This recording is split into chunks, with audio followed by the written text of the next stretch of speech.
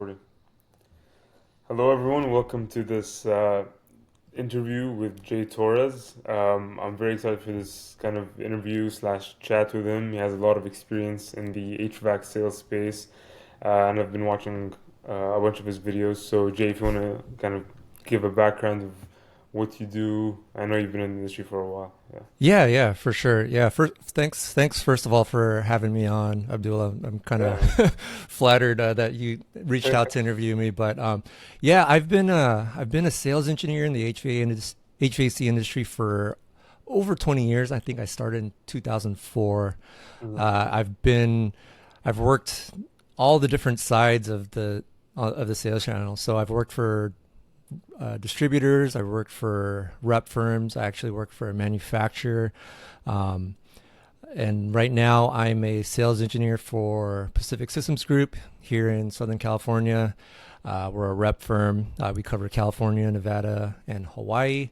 And my focus now is mostly on heat pumps and VRF. So a lot of the stuff that I talk about on YouTube or on LinkedIn is mostly around VRF and heat pumps. But yeah, that's the quick 1 minute introduction of what I do. Yeah, for sure. What kind of drew you to become a sales engineer like once you first started? To be honest, I fell into the industry. I did not choose HVAC. I like to say Yeah. HVAC chose me. Um, just some background. So I went to college Yeah. in here in California, UC Irvine. So I have Mhm. my degree in mechanical engineering, Yeah. and at the time when I was 18, choosing my major, I just figured, I'm good at math. I like to take things apart, see how they work, put things back together again. And I was really into cars as a high schooler, so I Yeah. chose mechanical engineering as my major. But then when I graduated, I didn't really know what to do. Um, I had a friend who had a friend who was working at U.S. Air conditioning distributors. They're a distributor here in California, Western United States, and they were actually hiring. And at the time, I was having a hard time landing a full time job. So I figured, let me apply. Let me see where this goes. And they ended up hiring me. And then I actually was actually decent at what I did, and then I just kind of stayed in the industry and kind of built my career ever since. So I didn't really want to go into HVAC, as bad as that sounds, but it ended up, my certain skill sets ended up being ideal for being in a sales engineer role. 100%. We actually have a very, very similar story. I also was really into cars. My dad was a car salesman all his life, so Okay, I grew up around cars and stuff, and I was good nice. at math as well. I'm like, you know what? Mechanical engineering sounds okay. That's I ended funny. up doing my capstone in HVAC. I built like a diffuser, Oh, uh, nice. like from scratch. So my internship was actually at Honda of Canada Manufacturing, so it was in car manufacturing, so it had nothing Wow. to do.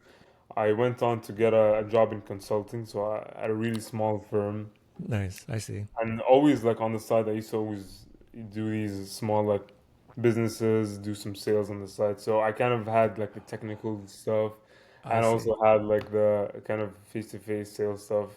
So yeah, I learned about this role. Something that's really kind of weird and sort of frustrating is that they don't really talk about this kind of career path in university, and it's something that I kind of wanted to talk to you about. Yeah. Was there any exposure to this when you were going through university? No, no. So like I said, I went to UC Irvine. They're very, I guess, research based. Uh, Mhm. Especially now that I'm in the industry. The only exposure that I had was just like through my classes. I remember we had a heat transfer class and a thermodynamics Yeah. class. My heat transfer class, I remember it now. We actually took a tour of our university's central plant, and Oh, knowing now, now that I'm in this industry, I wish I could go back and do that tour, because back then I was just yeah. like, oh, this is cool. I'm looking at a bunch of big machines that, we're taking, it's cool that we're not sitting in a classroom doing lecture. We're actually out. But I Yeah. didn't really pay too much attention. So really that was my only exposure to what we deal with in the industry. I will say, I don't know how it is in other parts of the country or where you're at, but here in California, we have there's a state system called Cal State University. Mhm. A lot of people in the industry here in California came from Cal Poly San Luis Obispo, which is in Central California. They actually have a minor or a concentration on HVAC. So a lot of the people that I run into in the industry who came from there tell me Mhm. all about their classes, and it's light years ahead of whatever I went through. Um, yeah, but to answer your question, I did not have a lot of exposure to what we deal with here in our industry. I had one class where we actually went to the central plant, but aside from that, zero exposure to this entire Yeah, industry and what we do. 100%. Yeah.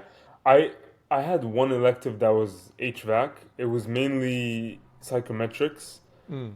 just like the chart, just Hmm. going through that. But it wasn't about equipment. It wasn't, nothing to have to do with sales. And I feel like that's something very important that, people who are in university should learn about that. Every kind of job has some sort of sales in it, even if you're not Um, a salesperson. yeah, 100%, 100%. That's whether you're Yeah, know it or not. You're in sales. I yeah, agree. like you're trying to sell yourself in an interview. You want to sell like the solution to your clients if you're a consultant. Yep. But, people who have that proclivity for sales and want to, make more money and get out there, like we're never taught that we can go down this path, be an engineer, but also be a salesperson and be able Yep. to kind of increase your earning potential. And that's Yep. kind of what drew it to me. I wasn't really interested in just being a consultant, having just a base salary doesn't really motivate me. I'm sure you're the same way, like over Yep. time. Yep. So like, what do you think about that part, like having that uncapped potential and kind of educating people about it?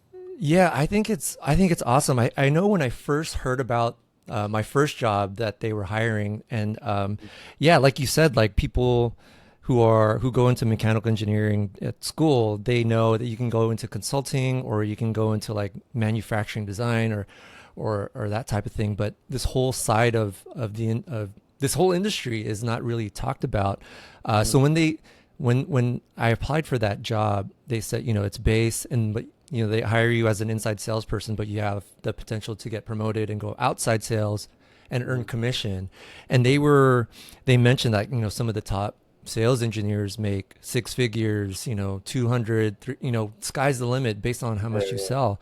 And that really opened my eyes. And then, to be honest, I didn't really, as my career progressed, I didn't really, I went into outside sales and then I didn't really get those large checks until Mhm. maybe I want to say like 10 years into my career. Just for whatever Yeah, reason, I kind of jumped yeah. around. But once I started getting those checks, I was like, whoa, like this is what they were talking about Yeah. when I first interviewed, when I first got hired. And depending on the type of sales role that you get into, the commission structure may change. But for the most part, if you're in sales engineering, there is the base plus the commission or the bonus, whatever you want to call it, based on how much you sell. So yeah, for sure. I think that's a lot. That's something that people don't talk about, or if you don't know about our industry, that's one thing. But then there's consulting where you go in and you design and then you get paid a salary and then you can advance your career by getting Mhm. promoted. But there's also the sales side, the Mhm. equipment sales side, where if you have this certain skill set, you can make a lot more based on sales and commission. And I think it's pretty unique that is available in the HVAC industry. And I think that's something that if people are open to and they have the skill set for it, I think they can be really successful. 100%. Yeah, I 100% agree with everything you said. I have a question for you. So, is sales engineering considered real engineering? I that's a good question, and I can see both sides. I would definitely say yes, it's real engineering. Mhm. Um, you don't need. I'll put this out there. You don't need to have an engineering degree to be in HVAC sales, because I know there's a ton of people Mhm. that I know that I work with that they're selling equipment, but they don't have a traditional engineering degree. Hmm. But I would say, whether or not you have the degree or not, I do think that being in this role is engineering. I mean, you're not designing, systems for buildings. You're not putting a stamp on those plans. Yeah. But if you're in this, in our position, you do need to have some sort of engineering background or at least know how this stuff works, right? So when consultants or whoever contractors come back to you with questions, you can answer them knowledgeably. Or if, like if you're working with a consultant to get your equipment laid out, you do need to know how the basic refrigeration cycle works, or you especially need to know how your equipment works. So when they come back to you, oh, can your equipment do this? Can you do these long line lengths? Can you do this, static pressure? Like if you don't know what static pressure is, then you can't Yeah. really do your job well. So I do think it is real engineering. I think you don't necessarily need an engineering degree to be good at this job, but it definitely helps to have that engineering background, to have that education. I definitely think it gives you kind of like an advantage if you're going to be in this role. For sure, yeah. Like if you do have an engineering degree, it is gonna build some trust with the engineers. Yes. Um, Even if some people who don't have a degree are better than people who have a degree sometimes, having that engineering degree does qualify you a bit more, like especially starting Yep. off. Yep. I And agree. like one thing I want to tell to people who are in consulting right now or in like in university for engineering, it is real engineering, 100%. Like Jay Yeah. said, it's don't think of it like, oh, I'm just a salesperson now. Like no, like you're doing real life-changing work. You're basically connecting the designs that engineers make to real life, like choosing the proper equipment for it and stuff like that. So it is Yeah. a very, very important role for society. It's not Yep. just a sleazy, Yeah. salesperson job. No, yeah, and I'm glad you brought that up because when people throw out salesperson, you think of the used car salesman, and whatever for whatever reason, that stereotype, I think it should go away. But I definitely think that yes, we are in sales, but I think the role has evolved over the years, Mhm. where you're right. Like what we do, and I didn't realize this until like really recently. Like what we do has a real effect on the world. So when people ask me like, what do I do? I kind of say what I do, but then I also say, oh, when it's hot outside and you go into like a building and it's nice and cool, like we are responsible for that. So that Yeah, yeah, refreshing, like that's so when I put it into that context, it makes it that much more like, oh, I get what you do, and I get the value that it's something that is of value to this world. But I'm glad that you brought that up. It's sales engineer. It kind of blends like the engineering side and the sales side, but where you're not like a sleazy salesperson. The no, way I like to look at it is that you're helping people with design. You're helping engineers, like they ask you questions like, oh, can your piece of equipment do this, and you're knowledgeable enough to say yes or no, or you can kind of steer them into the right direction, like why don't we do this for this mhm, space, mhm. that type of thing. So it is sales, it is engineering, but it's not like the typical salesman uh, stereotype that we're all familiar with. You're kind of like an advisor for the engineering, Yeah, basically. yeah, you're an advisor, you're support, yeah, and I think that's one of the aspects of this job that they tell you when you first come in, but you don't really realize it until you get your own accounts, until you go outside, that this is really relationship based. You have your accounts that you call on, and it's up to you to build relationships so that they're comfortable working with you, and that they're more likely to use your equipment, your designs when they lay out projects. So yeah, super important to build that relationship. Yeah, for sure. And one thing I like to say is that you can do as much engineering as you want. If there's no equipment to to actually provide the heating or cooling, like engineering like it's pointless. You know what I mean? Yeah. Uh, you need that equipment in the end of the day, and yeah, great people who kind of make that happen. Um, how do you think we can kind of improve this lack of kind of knowledge about this field and especially with young people, like my age or even younger, like in high school and university. Yeah, it's tough. I think about that all the time too, because we're always at our company we're looking for somebody new to bring on, and it's always hard to find the right type of person. I think ways to let people know about this industry and the type of work that we do. I'm trying to do that myself with my YouTube channel, just because just thinking for a younger version of me, knowing what I know now, like how would I reach that person, that young person? So I think Hmm. one thing to do it is YouTube videos, because I know but a lot of people my age and maybe older, they think of YouTube as like a place to upload cat videos or silly videos, right? But now YouTube is like, Yeah, I love YouTube. It's like probably like my main source of like consuming content or me too. entertainment. Um, and a lot of people are on YouTube and they'll search for anything and everything, and you'd be surprised, just what you can find out there. So something that I do for fun and to as a hobby is do YouTube and talk about what I do.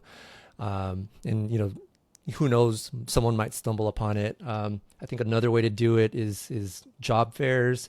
That's something that we haven't really done, and I know it's time consuming. It's resource. You have to pay for a booth at a job fair. Yeah, You got to yeah, set aside a day. But I do remember job fairs at school. For people looking for new employees and for students looking for jobs right out of college. I think that's a good way to do it as well. But as far as those are the only two things that I can think of. It's really hard because when people say air conditioning, people think of the mom and pop contractor installer who goes to, installs air conditioning into your home. Uh, heat pumps, yeah. yeah, so it's like it's those are the only two ways that I can think of that to get the our industry out there. But I'm short on those are only two ideas that I have. So if you have any ideas, No, for I, I'm sure. Like, I'm open to hear them too, because I would love to spread the word to younger people and just people who just trying to look for a thing. Like this is definitely a really viable and fulfilling career. for sure, yeah. That's why I started like a YouTube channel as well. I Nice. wanted to talk about it, and like even though I only have 10 subscribers, I had a comment that said like I've been looking for a video like this for like Right? months, it's very very niche, but if there are people who are looking for a career path like this, they Yeah. are in engineering school, they are engineers, but they know they can, do more. They have the personality for something different, Yeah. and that kind of segues into my next question. What do Sure. you think are the qualities that a person needs to have to be successful in this kind of role? And can anyone do it? Yeah, that's a really good question, and I think we were kind of talking about it before. I know when I got into the industry, Hmm. it was sales, and when you think of sales, you think of the car salesperson, and Yeah. um, that type of personality can be successful, but you don't need it. I think I mean, qualities that you need to be good at this job, obviously, product knowledge or just if you can retain knowledge, that's mhm, great. I don't know everything, but I know where to find stuff. I think that's a good quality to have. Being resourceful, mhm. um, all the simple things like getting back to people on time or just being considerate. Or what else would be a good quality to have? I think for me, I know when I first heard about this car salesperson stereotype came to my head, but I think I found now that I've been in this industry for a while, the thing that worked for me was I like to help people. Yeah. I like to help people do their jobs. So and that kind of suits my role perfectly. People will come to me and ask, "Can your equipment do this?" or "Can you price this up?" Um, and they come to me as the expert in VRF or heat pumps or whatever our other product lines are. And for me, getting them that answer or getting them that quote, getting them that selection helps them do their job. And as long as I do that and I'm helpful, I get answers back to them in time or in a timely manner. I'm accurate. Uh, I'm usually pretty nice, but that to me that's a big thing. Is if you're personable, if you can get along with all these different types of personality types, uh, and if people want to work with you, then it'll end up paying itself off. So I always tell this to people. It's like if you're, there's a ton of people out there. Let's just take the VRF world, which is the world that I live in. It's, you have your major manufacturers out there, Daikin, LG, Mitsubishi, Carrier, and some of the, Samsung, Hisense. Mhm. They're all doing the same thing, right? We're all trying to get our plans laid out. But if I can get my selections to the engineer just a little bit faster, a little bit more accurate, Mhm. explain things more accurately, or I think that helps out, and I think the engineer appreciates that and will be more likely to come to me and use our equipment on their designs, just so because they know that, like, oh, Jay is going to get this to me pretty quickly.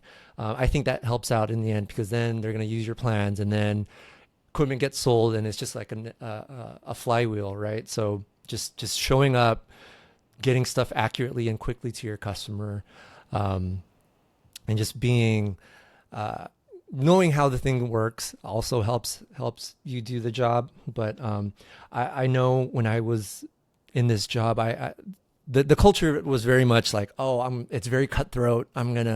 Even though we're all trying to be outside salespeople, we all had internal competition to get the next outside sales role. And I think that helps to an extent. You always want to, Yeah. there's always some sort of competition, but I think the qualities for me that have really helped me is just, being personable, being nice and kind with people, um, Mhm. just getting stuff back in a timely manner, explaining things. I think really helps. Like, I think uh, uh, communication and storytelling are really good qualities to have. Like everything is sales at the end of the day, whether you think you're Yeah. you're doing sales or not.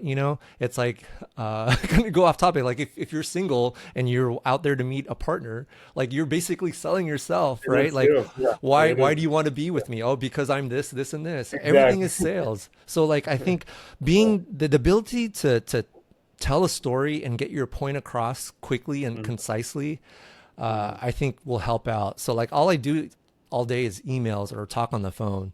And if you Mhm. can, or lunch, I do lunch and learn. So if I can get my point across clearly, convincingly, and Mhm. and do it in a way that people gravitate towards me, like in a friendly manner, I think in this role that I have in sales, that goes a long way. So, long way to say, as long as people like you, as long as you're trustworthy, as long as you can get answers quickly and concisely, Mhm. and get your point across, I think all those general qualities will help you out in this type of a sales role. 100%. Yeah. I think like you need to have the knowledge. They Knowledge, need to be yeah, like can't have an engineer who knows more about your product than you. Like he's just not gonna trust you that much. sure. So knowledge is definitely the base, and the personality part you can definitely develop it.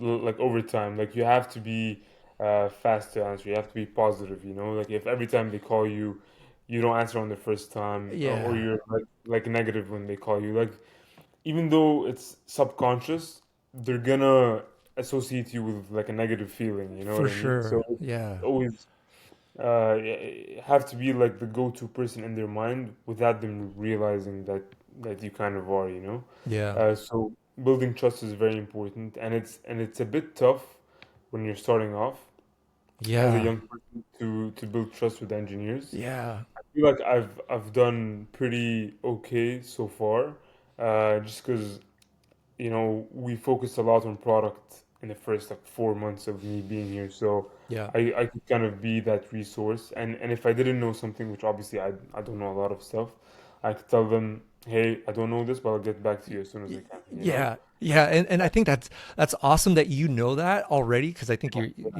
you're still pretty young and new to this career. yeah, I yeah, yeah. I always had felt this pressure to get them an answer right away. I was always scared to say I don't know, or like let me go Yeah. check on that. And it took me a long time to learn that, and that's awesome that you know that already. But there's nothing wrong with saying I don't know. And if anything, they'll respect you more that you don't know, and you're gonna get them the right answer versus just making something up. Making stuff up, yeah. Yeah, because that's the worst thing that you could do.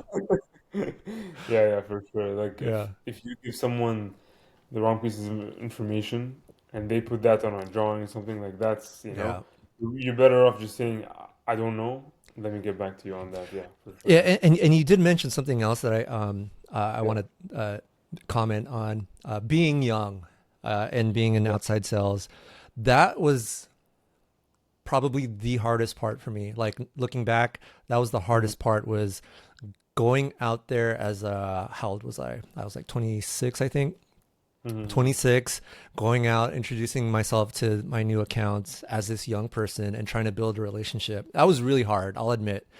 Um, some things now that I would tell myself back then would be I think the biggest life hack or the work hack for me is when I meet somebody new, I'll Hmm. look around their desk, their office area, and see if there's anything that I can relate to. So like all this stuff behind me, right, is just like the stuff in the background. So I have like Legos or like toys, Yeah, like yeah. old like anything that catches my eye, I'll bring. I was like, oh, are you into that or are you into this?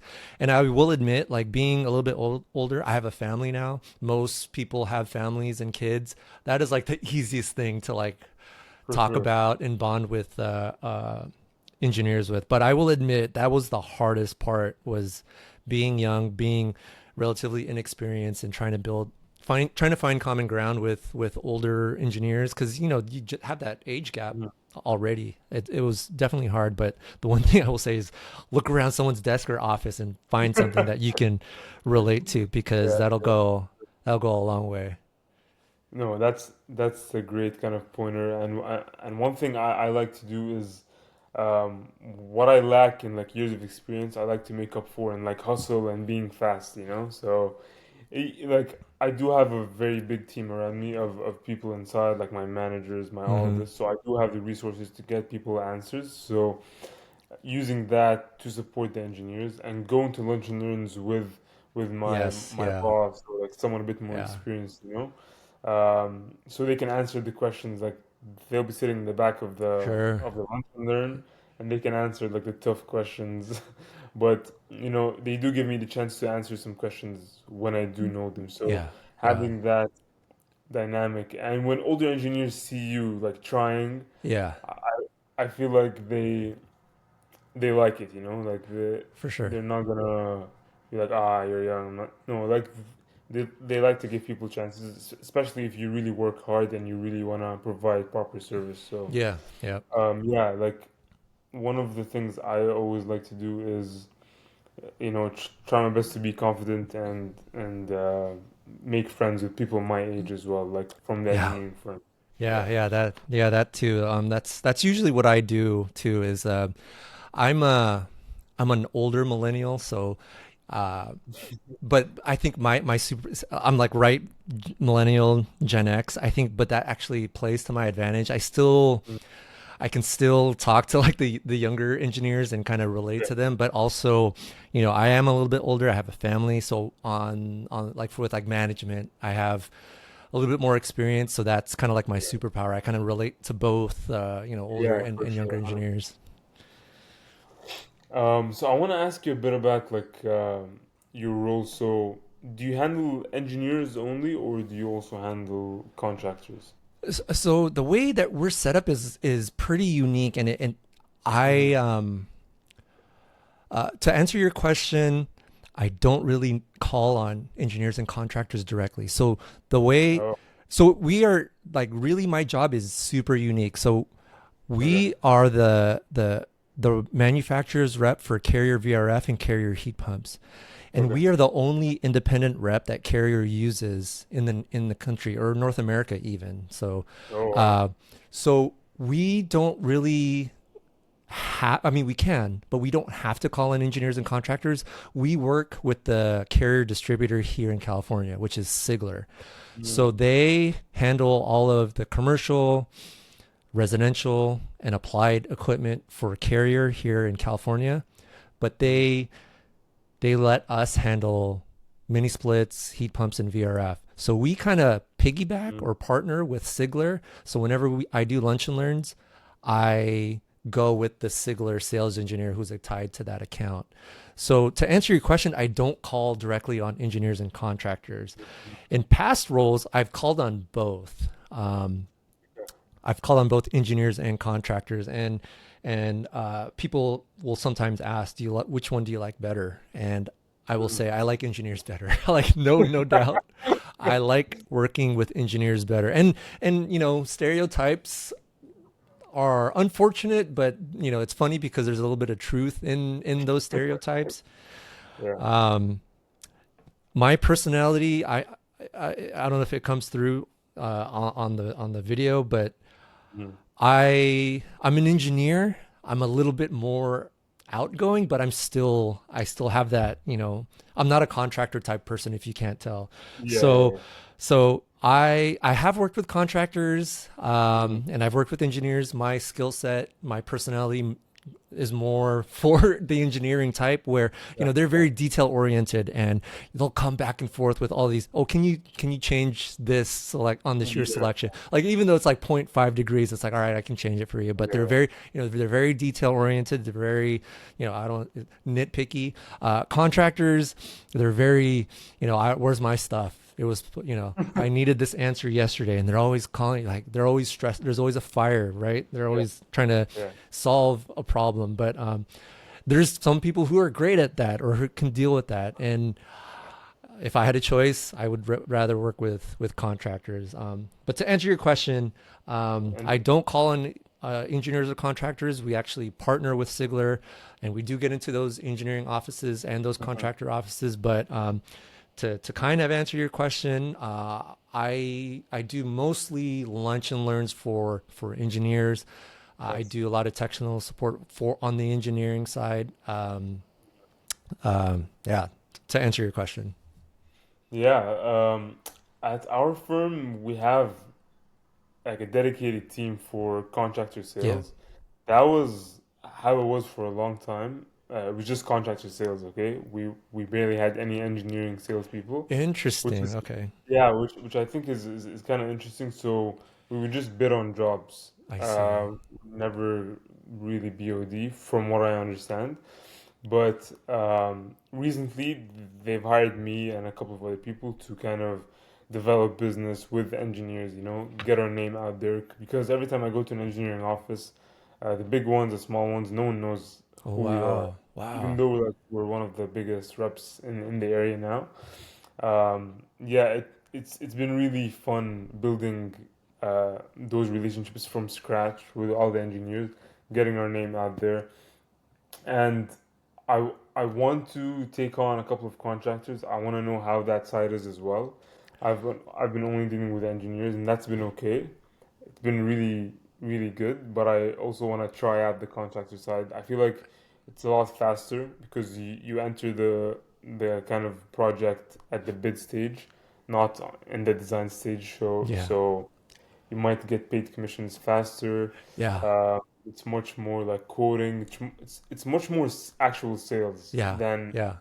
like the engineering side. So I was gonna say, yeah, on the engineering side, like the commission or the payback is a little bit longer because you have to work before the equipment gets yeah, and you installed. have to And wait after the whole thing. Yeah. yeah, but I do know some rep firms, they let you call on both engineering and contracting sides. Yeah. At one job, there was a sales engineer. He only had one engineering account and one contracting account, but it was Really? but it was so they're one of the bigger engineering firms and one of the bigger contracting firms. So he Yeah. had more than enough work to Wow. keep him busy, and it Mhm. was crazy when sometimes he would lay out a job and then his Mhm. contractor ended up winning that job. So Oh, he would yeah. get all, he wouldn't have to split the Get all the commission. commission. Yeah, those are the best jobs. But yeah, For sure. to your point, I think for anybody who wants to do this, I think it's helpful to know both sides of the Sure. business because for the longest time, I just called on engineers. I didn't know what contractors or the installers, the type of stuff that they run into. But Hmm. when I started working with contractors, it kind of opened up my eyes as to what the challenges that they run into on their side of the business. So I think it's helpful if you really want to be good in this industry, in this role, to kind of know both sides. So you know, like if you're laying out a job for an engineer, you can be like, oh hey, I don't think we should put that there because for the installer, it's going to be tough for them to get up there. Just stuff like that that you Yeah, might not for sure. necessarily know unless you work on both sides. And there's always this beef between engineers and contractors. Yeah. The contractors say engineers don't know anything. Yeah. Or at the everybody hates the architect at the because they're always Yeah, like I don't want to see any equipment at all, and it's like yeah, we well, you kind of need it, but yeah, that's yeah, funny. yeah, exactly. But yeah, I do think it's important to know both sides. Yeah, It is gonna help a lot when you see an engineer making like a mistake that you've seen before. Oh, like don't do for this. sure. So yeah, that's something that I'm trying to do as well. W- One thing I want to ask is, what do you think of the whole kind of HVAC industry and where it's moving, in the next like 20 years? Is it gonna grow? Are there gonna be more opportunities for like young people to get in and make money? Yeah, what are your thoughts on that? That's a good question. I don't have a crystal ball, but I do have hindsight. So I've been Okay. in this for like 20 years, Yeah. and I look back at the industry 20 years ago and versus what's happening now. I'll bring up 2 points. Mm-hmm. I see a lot of obviously this benefits me, so I know a little bit more and I advocate for it more. But electrification of everything, VRF and mini splits, they're heat pumps. They provide heating using electricity Mm-hmm. by not with like electric resistance, but with running the refrigeration cycle backwards or in the opposite way. So back then, everything was we sold gas electric rooftop units like out. We just quoted those all day, every day, and they just in and out the door. Yeah.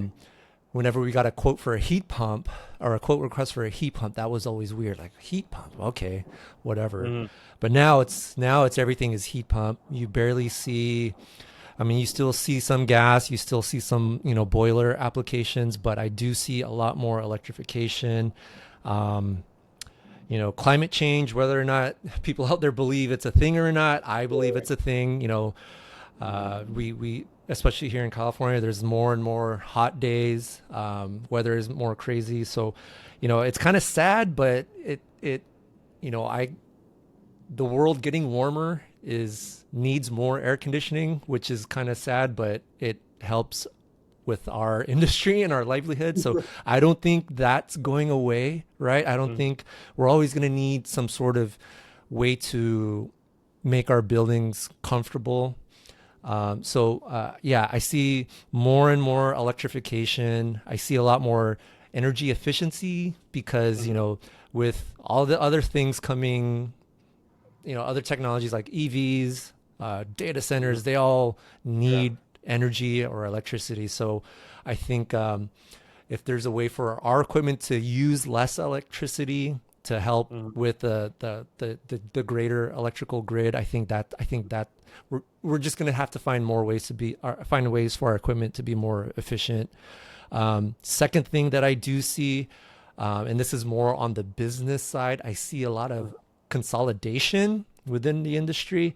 I used to work for Daikin. I Mm-hmm. think it's at 10 years ago at this point, and I just kind of like to see what happens in the industry. You see Daikin buying up all these different companies and manufacturers just to get them underneath their umbrella. Yeah. I see rep firms. I used to work for DMG out here in California, and they just recently got acquired by, I think they're an East Coast company. They're a company called Ambient, and they're basically taking um, they're just a big, they call them a collective, but they just buy rep firms in different parts of the country, and they're trying to consolidate, um, and it makes sense from a manufacturer point of view. If you want to partner with a rep firm in a certain part of the country, you would ideally want, like, say California, we always get split into Northern and Southern California. You ideally Hmm. you would want the same rep Yeah, uh, yeah, exactly, for exactly. Northern and Southern California, and then Mhm. you see them like buying like full on rep firms in parts of the country, and so Mhm. I see there's just going to be more and more consolidation, which I don't Yeah. know if that's a good thing or a bad thing. I've Mhm. heard, at least from the bigger engineers, like Mhm. the ones where they have like international locations, they like the consolidation, so they know, oh yeah, so if I work with this manufacturer, they have offices throughout the world or throughout the Yeah, country, so it's yeah. just easier that way. But for me, we're a small rep firm. There's literally three people that work for our company, so Wow. it's like, so we don't want to get squeezed out by a larger Yeah, company, that's true.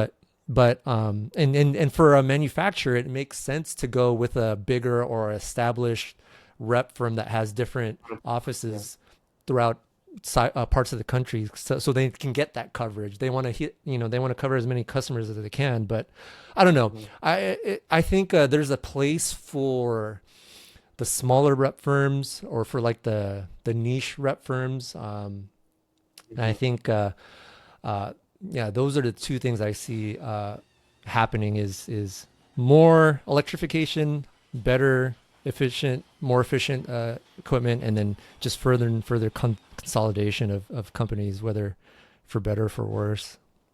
Yeah, we've like here in Canada, like to your like electrification point, we're seeing a lot more VRF.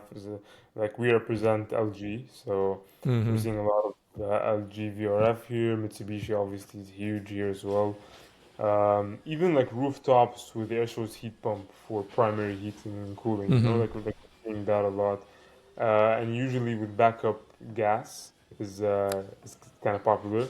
Yeah. Uh, just because gas is cheap here in Yeah. like in Ontario. Yeah. And yeah, like we recently got acquired by one of those big kind of Oh, no way. firms as well. Yeah, yeah, yeah. We Yeah. did, and honestly, it's I get what you're saying, but I do think it's a good thing, just because we have access to a lot more manufacturers now. We're able to learn from all of their art firms that are under this umbrella in the U.S., like what they're doing. We have access to their manufacturers if we need it for a certain project and stuff like that. So yeah, it's been like they've been acquiring people like That's crazy. crazy. Speak of the devil. Yeah, yeah, yeah. Oh man, Um, yeah, 100%. Yeah, that's crazy. you were spot on. Yeah. That's funny. I'm curious. What was the company that bought your guys' rep firm? Um, they're called air control concepts. Okay, I've never heard of them, Yeah, but yeah, that's they're so huge. funny. Yeah, they're That's funny. massive.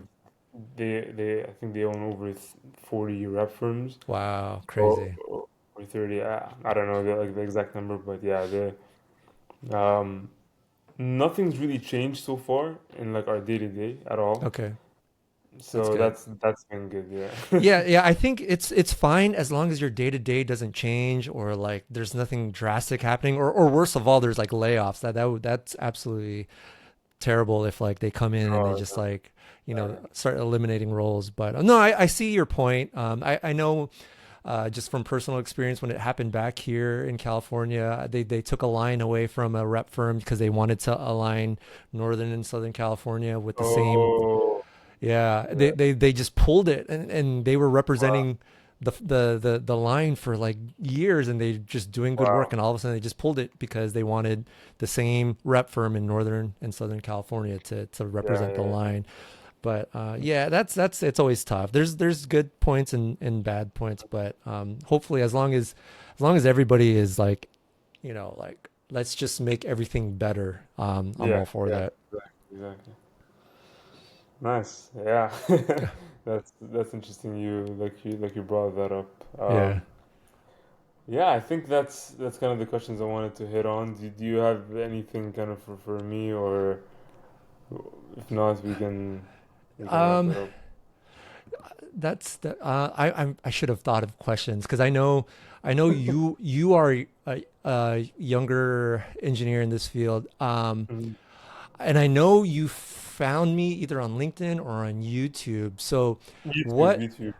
okay, so and I know that it's things are so different versus 20 years ago. I always tell people like, oh yeah, when I first went outside and I had to go introduce myself to my different accounts, Google Maps didn't exist. I had to like smartphones didn't exist. I had to print out the MapQuest directions to like get Mhm. directions. So Yeah, I yeah. know there's everything's different now. So what and kind of to help like what do you do to kind of enrich to become better at your job? What do you yeah, what type of resources do you use now that maybe older engineers or just people I guess my age, I sound like that old guy, like Yeah.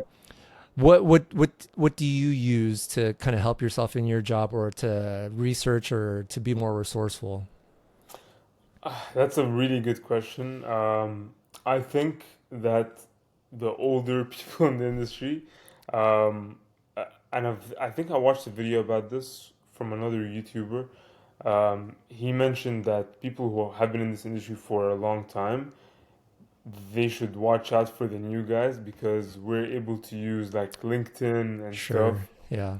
very, very effectively. And honestly, like in the first 4 months of my job, it was just training. But as I was doing the training, I was looking at ours, like the CRM we have, seeing what Hmm. accounts there are, and there are a lot of accounts on LinkedIn that I found that weren't on CRM. So I would just research engineering firms in the area.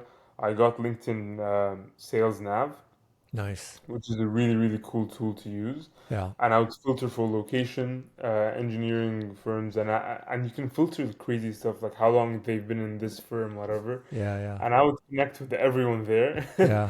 And then like the 2 out of 10 people who accept me, I would message them, be like, hey, have you heard of Odell before? Like, do you mind if we hop on a Teams chat and Yeah. just talk? So I would do that, and I did that for a while, and I developed like a lot of good accounts just from that who have never heard of Odell before. Yeah. So like when the management like heard of this, they were very impressed. Like Yeah. what are you doing? You know? Yeah. That's awesome. Yeah, yeah. So that kind of thing I think would benefit like newer people and obviously people who have been in this industry for a while Yeah. and don't want to change their ways. Yeah. LinkedIn is massive. I still on the, like until today, I connect with at least like 5 people a day, like on LinkedIn, you know. So Yeah, yeah. No, that's funny because I started doing LinkedIn also. For me, it was just like, oh, it's just like Facebook, but yeah, for work. But like yeah, now, yeah, but now, yeah, like whenever I go to lunch and learn, I'll connect with people. Like as soon as I get their business card, I look them up and I add them. Or like what you said, I wish I had LinkedIn when I was first in outside sales because like they would just give me a list of engineering firms and they're like, all right, here's their address, here's their phone number, go out and just meet have to them. go to them. Yeah, Yeah, but now I would be like, okay, I have this company. Let me look them up. Who's the principal? Who is the decision maker over exactly, there? exactly. Yeah, I didn't have that before, and like, if I had that back then, oh my, it would have made my job like a lot easier. But yeah, yeah, yeah, LinkedIn is even though it's starting to get a little bit cringy, it's still a good resource to just yeah, for connect with sure. people, just to put I use it to like put everybody loves like job site pictures. Those are the ones that like get the most engagement. 100%, It's just like 100%. Yeah, take yeah, pictures of equipment and then just show like, oh, this is what we did. It's just, it's good for marketing, it's good for networking. It's even though it can be like kind of cringy and everyone's trying to sell you something, but I think it's a good resource, and that's definitely something. If I were younger or somebody just coming into the industry, I would tell them like make a LinkedIn account, just go on every day and just like see what's going on. 100%. Yeah, and yeah, like as more of my projects go out to construction, like I want to take more pictures, and if you just show the pictures, it just builds that, like subconscious trust with the engineers. Like, okay, like these units are out in the wild and they Yeah, are working yeah, and stuff like that. So for sure. And obviously, cold calls sometimes to like the Yeah. reception, cold emails work. Yeah. Um, yeah, I have some like accounts that I haven't been able to break through like for like 5 months, but then today I just got a response. Nice. So Nice. I just kept trying and trying, yeah. Let Uh, me see. I think I have maybe one or two more questions for yeah, you, since you are newer. Um, what would you say? I know you're still young, and don't know how I would answer this question, but what would you say is your superpower or your best, like, if I was a consulting engineer and I was yeah. the principal, like why would I work with you versus everybody else who's in this? That's a really good question. Um I think I'll just reply very, very fast. Like I'll be like your AI kind of like bot, you know? Like Sure. Yeah. Yeah. yeah, like I feel like I want to because I'm young, I feel like people with like a lot of backlog, like they're not really stressed that much about making sales and stuff, Sure. but like when you're starting out, I want to get like I want to help engineers a lot, so I have that motivation to get you the solution as soon as possible and make sure that you're happy. So that's the end goal. Like I always like even if there are no projects with the accounts, I like to like check in with you. Hey, Oh yeah. do you need help with anything? Just making sure that everything's okay. But yeah, I feel like availability is my biggest superpower, especially like starting off. Yeah, yeah, and that's all that that's you don't have the experience or the years of experience, but like yeah, Yeah, that's awesome that you can at least identify what you're good at. Because I don't know, I was young and dumb way back then, and I was just doing the best that I can. But yeah, yeah, as long as yeah, I think being punctual and getting answers back right away is a very good quality to have. That's yeah, cool. yeah.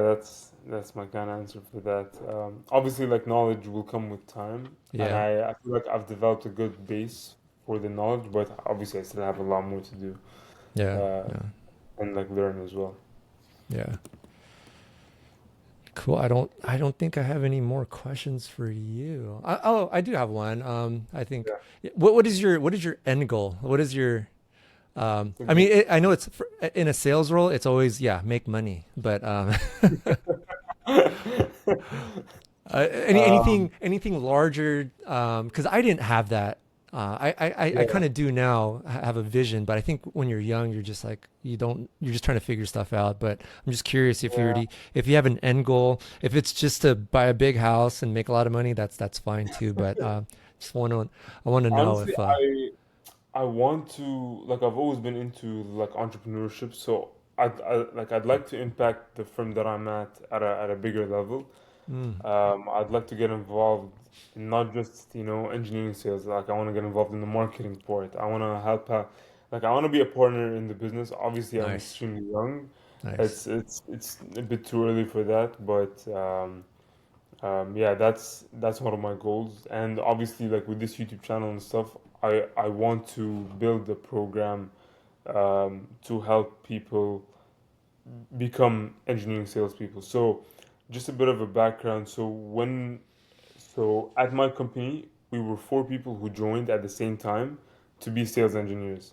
We didn't have much, so our director of engineering took us through this 4 month program, and it was the most amazing program ever. We learned like 8 hours a day, every day, like just product knowledge, sales okay, knowledge, yeah, whatever. yeah, 4 months. So there's nothing like that out there. So one of my goals with this channel is to develop kind of like a 2 month program or a 4 week program to help consultants who want to switch into engineering sales okay, or or like university students who are just getting out of university to go through this program to help them get prepared for a role like this because usually it's inside sales and then outside sales, but yep, for us, it was just outside sales, wow, just like a training program. And yeah, yep, like it's very unusual to just go from training to outside so sales. yeah, So, and I feel like a lot of people would be very like motivated to do that, to just get into ad sales like straight away, and it's been successful. Like it hasn't been like a bad idea, you know. So that's one of my goals as well. That's awesome. I think as long as you have something that you're working towards, that's good. Because I know I didn't when I was younger, but I'm I'm not Yeah, I'm older now. I kind of have kind of the same aspirations for as you to become a partner and have a bigger role at yeah. our company. But no, that's cool. That's good to know that you're a lot more smarter than I was at your age. So that's No, good. I don't know. I'm just saying what kind of sounds like the right thing. Yeah. Obviously, it's gonna change and stuff, but Yeah. uh, yeah, that's what I have so far. Cool. Cool. Cool. And obviously, the big house and the nice car and stuff. Yeah, yeah, yeah, for sure. That's always a good motivator. Yeah. Yeah. All right. I think we can wrap it up now. Thank you so much for joining. It's been a very nice conversation, and yeah, hopefully we can do this again some sometime and talk about some other issues and stuff. Yeah, That, no, I definitely appreciate you reaching out. This format is something that I've always wanted to do, um, mm, and just because we the stuff that we do every day, it's always fun to talk shop with other people and just get their insights and to see what they're going through. yeah. It's always fun to talk about it, this type of stuff, Hmm. and in a way that you can share it on YouTube. I think it's awesome that you Exactly. beat me to it, which is which is cool. But I appreciate you reaching out and having me on your channel. So yeah, if we want to do this in the Yeah, future, yeah, I'm more than game. So thank you yeah, for for sure. having Maybe me. you can invite me on your channel Yeah, and for sure, for sure. Yeah, I'm it's one of my you lit a black you opinions. yeah you lit a fire under me. I'm gonna do the same thing and do an interview. So I Sounds appreciate good. it. Yeah, yeah, no worries. All right, All right. we can stop the recording here.